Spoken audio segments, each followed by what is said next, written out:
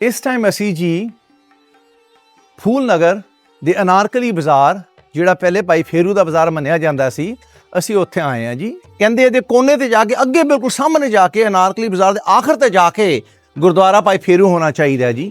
ਆਓ ਦੇਖੀਏ ਕਿ ਕੀ ਗੁਰਦੁਆਰਾ ਸਾਹਿਬ ਉੱਥੇ ਹੈਗੇ ਨਹੀਂ ਹੈਗੇ। ਇਹ ਜੀ ਹੁਣ ਇੱਥੇ ਗਲੀ ਅਸੀਂ ਜਾ ਰਹੇ ਹਾਂ ਤੇ ਸਾਹਮਣੇ ਗਲੀ ਮੁੱਕਣ ਵਾਲੀ ਹੈ ਤੇ ਮੈਨੂੰ ਸਾਹਮਣੇ ਇੱਕ ਦਰਵਾਜ਼ਾ ਦਿਖ ਰਿਹਾ ਕੋਈ ਪੁਰਾਣਾ। ਉਹ ਦੇਖੀਏ ਉਹ ਕੀ ਹੈ। ਹਾਂ ਉਹ ਦੇਖੋ ਨਾ ਜੀ, ਉੱਪਰ ਲੱਗਦਾ ਨਹੀਂ, ਦਿਖਦਾ ਨਹੀਂ ਉੱਪਰ, ਕਿ ਲੱਗਦਾ ਜਿਵੇਂ ਨਾ ਉੱਥੇ ਇਹ ਜਿਹੜੀ ਐਂਟਰੈਂਸ ਹੈਗੀ ਗੁਰੂ ਘਰ ਦੀ ਹੈਗੀ ਹੈ ਜੀ। ਸਾਹਮਣੇ ਆਓ, ਸਾਨੂੰ ਇੱਥੇ ਉੱਪਰ ਦਿਖ ਰਿਹਾ ਹੈ, ਤੁਸੀਂ ਦੇਖੋਗੇ ਉੱਪਰਲਾ ਪੋਰਸ਼ਨ ਗੁਰਦੁਆਰਾ ਸਾਹਿਬ ਦਾ। ਇਹ ਗੁਰਦੁਆਰੇ ਦੀ ਸਾਹਮਣੇ ਆਪ ਦੇਖ ਸਕਦੇ ਹੋ, ਜਿਵੇਂ ਇਤਿਹਾਸਿਕ ਕਿਤਾਬਾਂ 'ਚ ਲਿਖਿਆ ਹੈ ਕਿ ਬਿਲਕੁਲ ਸਾਹਮਣੇ ਅੰਦਰ ਜਾਣ ਦਾ ਰਸਤਾ ਹੈਗਾ ਜੀ। ਆਓ ਦਿਖਾਈਏ ਤੁਹਾਨੂੰ। ਇਹ ਬਾਜ਼ਾਰ ਬਾਅਦ 'ਚ ਬਣਿਆ ਸੀ ਜੀ, ਅਸੀਂ ਅਨਾਰਕਲੀ ਵੱਲ ਸਿੱਧਾ ਆਏ ਹਾਂ ਤੇ ਇਹ ਜਿਹੜੀ ਹੈਗੀ ਡਿਉੜੀ, ਇਹ ਗੁਰਦੁਆਰਾ ਭਾਈ ਫੇਰੂ ਤੇ ਸਮਾਧ ਭਾਈ ਫੇਰੂ ਦੀ ਹੈ ਜੀ। ਤੇ ਇਹਦੇ ਉੱਪਰ ਆਪ ਦੇਖ ਸਕਦੇ ਹੋ, ਉੱਪਰ ਬਕਾਇਦਾ ਇੱਕ ਤਖਤੀ ਲਿਖੀ ਹੈ। ਇਸ ਪੱਟੀ ਵਿੱਚ ਆਪ ਦੇਖ ਸਕਦੇ ਹੋ ਕਿ ਜਿਹੜੇ ਉਦਾਸੀ ਨੇ ਇਹ ਗੁਰਦੁਆਰਾ ਸਾਹਿਬ ਦੀ ਸੇਵਾ ਕੀਤੀ ਸੀ ਤੇ ਜਿਨ੍ਹਾਂ ਨੇ ਇੱਥੋਂ ਦੇ ਲੰਗਰ ਦੀ ਸੇਵਾ ਕੀਤੀ ਸੀ, ਉਹਨਾਂ ਦੇ ਨਾਂ ਅਜੇ ਵੀ ਇਸ ਗੁਰੂ ਘਰ ਦੇ ਉੱਪਰ, ਇਸ ਪੱਟੀ ਦੇ ਉੱਪਰ ਦਰਜ ਹੈਗੇ। ਆਓ ਜੀ ਆਪਾਂ ਹੁਣ ਅੰਦਰ ਚਲੀਏ, ਗੁਰਦੁਆਰਾ ਭਾਈ ਫੇਰੂ ਤੇ ਸਮਾਧ ਤੁਹਾਨੂੰ ਅੰਦਰੋਂ ਦਿਖਾਈਏ। ਆ ਜਾਓ ਜੀ, ਆਓ ਜੀ। ਬਿਲਕੁਲ ਸਾਡੇ ਸਾਹਮਣੇ ਜੀ ਵਿਹੜਾ ਹੈਗਾ। ਇਹ ਉਹ ਜਗ੍ਹਾ ਹੈਗੀ ਜਿੱਥੇ ਲੋਕੀ ਆਪਣੇ ਜੋੜੇ ਉਤਾਰਦੇ ਹੋਣੇ ਹੈ ਜੀ, ਤੇ ਮੈਂ ਵੀ ਇੱਥੇ ਆਪਣੇ ਜੋੜੇ ਉਤਾਰ ਦਾਂਗਾ ਜੀ। ਹੁਣ ਅਸੀਂ ਖੜਦੇ ਹਾਂ ਜੋੜਾ ਸਥਾਨ ਤੇ। ਮੇਨ ਡਿਉੜੀ ਪਿੱਛੇ ਹੈਗੀ ਹੈ ਤੇ ਆਪ ਸਾਹਮਣੇ ਦੇਖ ਸਕਦੇ ਹੋ, ਮੇਰੇ ਖੱਬੇ ਪਾਸੇ ਨਿਸ਼ਾਨ ਸਾਹਿਬ ਦੇ ਸਾਹਮਣੇ ਤੁਹਾਨੂੰ ਵਰਾਂਡਾ ਦਿਖਦਾ ਹੈ, ਐਡਾ ਖੁੱਲਾ, ਜਿਹਦੇ ਟਾਇਲਾਂ ਲੱਗੀਆਂ, ਐਡਾ ਸੋਹਣਾ ਫਰਸ਼। ਅਜੇ ਤੱਕ ਵੀ ਦੇਖੋਗੇ ਤੁਹਾਨੂੰ ਇਹਦੇ ਫੁੱਲ, ਪੱਤੀਆਂ ਤੇ ਰੰਗ ਅਜੇ ਵੀ ਕਿਵੇਂ ਨਿਖਰ ਕੇ ਦਿਖ ਰਹੇ। ਇੱਕ ਡਿਉੜੀ ਸਾਡੇ ਪਿੱਛੇ ਹੁੰਦੀ ਸੀ, ਜਿਹੜੀ ਤਖਤੀ ਤੇ ਲਿਖਿਆ ਹੋਇਆ, ਉਹ ਹੁਣ ਬੰਦ ਹੋ ਗਈ ਹੈ। ਪਿਛਲੇ ਪਾਸੇ ਅਸੀਂ ਤੁਹਾਨੂੰ ਦਿਖਾਵਾਂਗੇ।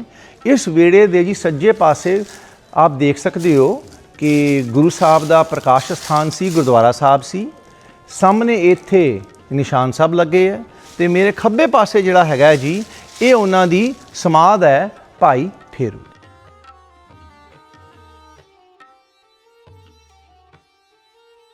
ਜੀ ਆਪ ਧਿਆਨ ਨਾਲ ਦੇਖ ਸਕਦੇ ਹੋ ਕਿ ਗੁਰਦੁਆਰੇ ਵਿੱਚ ਜਾਣ ਲਈ ਇਹ ਸਾਰੀਆਂ 4 ਦਰਵਾਜ਼ੇ ਹੈ ਇੱਥੇ, ਤੇ ਉੱਪਰ ਦਾ ਕੰਮ ਦੇਖੋ ਕਿੰਨਾ ਸੋਹਣਾ ਹਰੇ ਰੰਗ ਵਿੱਚ ਉਹ ਚਾਰੋਂ ਤਰਫ ਕੀਤਾ ਹੋਇਆ ਹੈ, ਜਿਹੜਾ ਅਜੇ ਵੀ ਆਪਣੇ ਉਸੇ ਰੂਪ ਵਿੱਚ ਤੁਹਾਨੂੰ ਇੱਥੇ ਦਿਖਦਾ।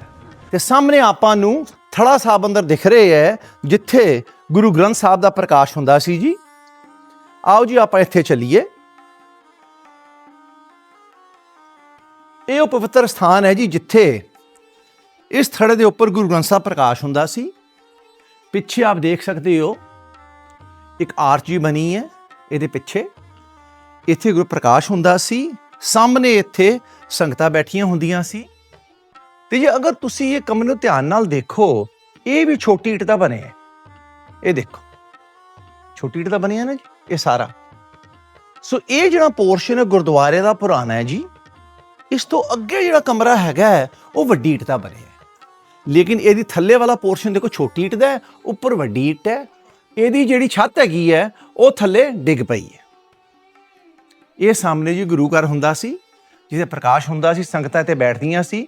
ਵਿੱਚ ਦੇਖੋ ਆਰਚਿਸ ਲੱਗੀਆਂ, ਜਿਹਦੇ ਵੱਡੀ ਇੱਟ ਲੱਗੀ ਹੈ, ਕਿਤੇ ਛੋਟੀ ਇੱਟ ਲੱਗੀ ਹੈ। ਇਹ ਪੁਰਾਣਾ ਗੁਰਦੁਆਰਾ ਜਿਹੜਾ ਹੈਗਾ ਹੈ ਜੀ, ਇਹ ਜਿਵੇਂ ਆਪਾਂ ਤਖਤੀ ਵਿੱਚ ਬਾਹਰ ਪੜ੍ਹੇ ਹੈ, 1900 ਈਸਵੀ ਤੋਂ 2 ਸਾਲ ਪਹਿਲੇ ਇਹ ਬਣਿਆ ਸੀ ਜੀ। ਤੇ 1910 ਵਿੱਚ ਗੁਰੂ ਘਰ ਦੁਬਾਰਾ ਜਿਹੜਾ ਹੈਗਾ ਹੈ ਠੀਕ ਕੀਤਾ ਗਿਆ। ਤੇ ਉਸ ਤੋਂ ਬਾਅਦ ਇਸ ਗੁਰਦੁਆਰਾ ਸਾਹਿਬ ਮਹੰਤ ਜਿਹੜੇ ਹੈਗੇ ਸੀ, ਭਾਈ ਫੇਰੂ ਦੇ ਅੱਗੇ ਜਿਹੜੇ ਹੈਗੇ ਸੀ, ਉਹਨਾਂ ਦੇ ਕਬਜ਼ੇ ਵਿੱਚ ਸੀ। ਤੇ 1922 ਵਿੱਚ ਗੁਰੂ ਘਰ ਜਿਹੜੇ ਹੈਗੇ ਹੈ, ਇਹ ਸਿੱਖ ਕਮਿਊਨਿਟੀ ਦੇ ਕਬਜ਼ੇ ਵਿੱਚ ਆਇਆ ਸੀ ਜੀ। 1995 ਵਿੱਚ 30 ਸਾਲ ਪਹਿਲੇ ਅੱਜ ਤੋਂ ETBP ਨੇ ਇਸ ਜਗ੍ਹਾ ਨੂੰ ਰੈਨੋਵੇਟ ਕਰਵਾਇਆ ਸੀ। ਲੇਕਿਨ ਆਪ ਹੁਣ ਹਾਲ ਆਪ ਹੀ ਦੇਖ ਸਕਦੇ ਹੋ ਕਿ ਇਸ ਟਾਈਮ ਇਹ ਬਹੁਤ ਬੁਰੀ ਹਾਲਤ ਵਿੱਚ ਹੈ। ਹੁਣ ਅਸੀਂ ਜੀ ਗੁਰਦੁਆਰਾ ਭਾਈ ਫੇਰੂ ਤੋਂ ਬਾਹਰ ਨਿਕਲੇ ਹਾਂ ਤੇ ਮੇਰੇ ਸੱਜੇ ਪਾਸੇ ਉਹਦੇ ਬਿਲਕੁਲ ਗੁਰੂ ਗ੍ਰੰਥ ਸਾਹਿਬ ਦਾ ਸੁਖਾਸਨ ਸਥਾਨ ਹੈ ਜੀ। ਆਓ ਦੇਖੀਏ ਤੇ ਚੱਲੀਏ ਉੱਥੇ। ਸਾਨੂੰ ਕਿਵੇਂ ਪਤਾ ਹੈ ਕਿ ਇਹ ਸੁਖਾਸਨ ਸਥਾਨ ਹੈ? ਦੇਖੋ ਜੀ, ਲਾਸਟ ਪ੍ਰਕਾਸ਼ ਇੱਥੇ ਗੁਰੂ ਗ੍ਰੰਥ ਸਾਹਿਬ ਦਾ ਹੋਇਆ ਸੀ ਘੱਟ ਤੋਂ ਘੱਟ ਕੋਈ 80 ਸਾਲ ਹੋ ਗਏ। ਲੇਕਿਨ ਹੁਣ ਆਪ ਸਾਹਮਣੇ ਦੇਖ ਸਕਦੇ ਹੋ ਉੱਪਰ ਕੀ ਲਿਖਿਆ ਹੈ, ਸੁਖ ਆਸਨ ਸਥਾਨ ਸ੍ਰੀ ਗੁਰੂ ਗ੍ਰੰਥ ਸਾਹਿਬ ਜੀ। ਦੋਨੋਂ ਪਾਸੇ ਮੋਰ ਬਣੇ ਹੈ, ਵੱਡੀ ਇੱਟਾਂ ਦੀ ਆਰਚ ਬਣੀ ਹੈ ਤੇ ਇਹ ਉਹ ਜਗ੍ਹਾ ਸੀ ਜਿੱਥੇ ਗੁਰਦੁਆਰਾ ਸਾਹਿਬ ਤੋਂ ਸ਼ਾਮ ਨੂੰ ਇੱਥੇ ਆ ਕੇ ਗੁਰੂ ਸਾਹਿਬ ਦਾ ਸੁਖਾਸਨ ਹੁੰਦਾ ਸੀ। ਤੇ ਸਾਡੇ ਖੱਬੇ ਪਾਸੇ ਤੁਹਾਨੂੰ ਛੋਟੀ ਦਿਖ ਰਹੀ ਹੈ, ਇਹ ਜਿਹੜੀ ਹੈਗੀ ਹੈ ਇਹ ਭਾਈ ਫੇਰੂ ਦੀ ਸਮਾਧ ਹੈ ਜੀ। ਆਓ ਤੁਹਾਨੂੰ ਹੁਣ ਅਸੀਂ ਭਾਈ ਫੇਰੂ ਦੀ ਸਮਾਧ ਦਿਖਾਈਏ। ਤੇ ਵਿਹੜੇ ਦੇ ਬਿਲਕੁਲ ਸਾਹਮਣੇ ਭਾਈ ਫੇਰੂ ਦੀ ਸਮਾਧ ਹੈਗੀ ਹੈ ਜੀ।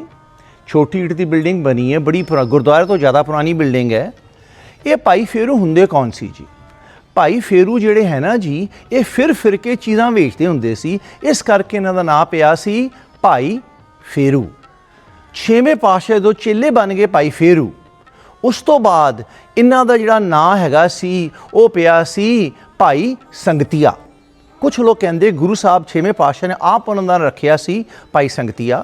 ਤੇ ਇਹ ਜਿਹੜਾ ਨੱਕਾ ਦਾ ਇਲਾਕਾ ਹੈ, ਇੱਥੋਂ ਤੋਂ ਉਹ ਜਿਹੜੇ ਸਿੱਖ ਡੋਨੇਸ਼ਨ ਦਿੰਦੇ ਸੀ ਗੁਰੂ ਸਾਹਿਬ ਨੂੰ, ਉਹ ਇਕੱਠਾ ਕਰਦੇ ਸੀ। ਤੇ ਜਦੋਂ ਇੱਕ ਵਾਰੀ ਕੁਝ ਪਤਾ ਲੱਗਾ ਕਿ ਹੇਰਾ ਫੇਰੀ ਵੀ ਹੋਈ ਹੈ ਤੇ ਗੁਰੂ ਸਾਹਿਬ ਨੇ ਦੇਖਿਆ ਕਿ ਭਾਈ ਸੰਗਤੀਆ ਭਾਈ ਫੇਰੂ ਦਾ ਪੂਰਾ ਸਾਹਿਬ ਪੂਰਾ ਦਾ ਪੂਰਾ ਹੈ ਤੇ ਜੀ ਉਹਨਾਂ ਦੀ ਯਾਦਗਾਰ ਵਿੱਚ ਪਿੱਛੇ ਸਮਾਧ ਹੈਗੀ ਹੈ।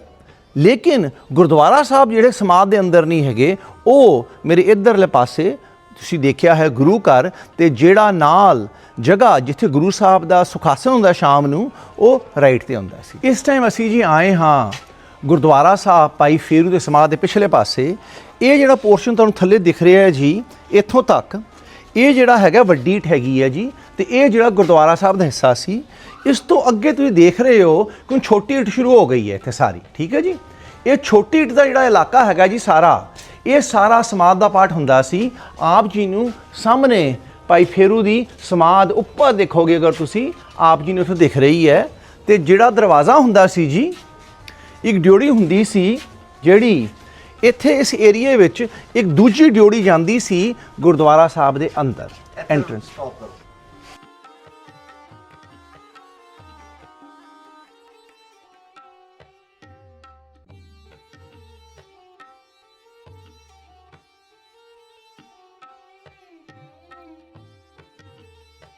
ਜੀ ਇਹੋ ਜਿਹੀ ਜਗ੍ਹਾ ਤੇ ਆ ਕੇ ਦੁੱਖ ਤੇ ਹੁੰਦਾ ਹੈ। ਛੱਤ ਵੱਲ ਦੇਖੋ, ਛੱਤ ਮੁੱਕ ਗਈ। ਇਹ ਉਹ ਜਗ੍ਹਾ ਹੈ ਜਿੱਥੇ ਗੁਰੂ ਗ੍ਰੰਥ ਸਾਹਿਬ ਪ੍ਰਕਾਸ਼ ਹੁੰਦਾ ਸੀ। ਇੱਥੇ ਹੀ ਬੈਠ ਕੇ ਕੀਰਤਨ ਹੁੰਦਾ ਹੋਣਾ। ਮੇਰੀ ਲਾਈਫ ਵਿੱਚ ਤੇ ਨਹੀਂ ਹੋ ਸਕਦਾ, ਮੇਰੇ ਬੱਚਿਆਂ ਦੀ ਲਾਈਫ ਵਿੱਚ ਇੱਥੇ ਦੁਬਾਰਾ ਗੁਰੂ ਸਾਹਿਬ ਪ੍ਰਕਾਸ਼ ਹੋਵੇ।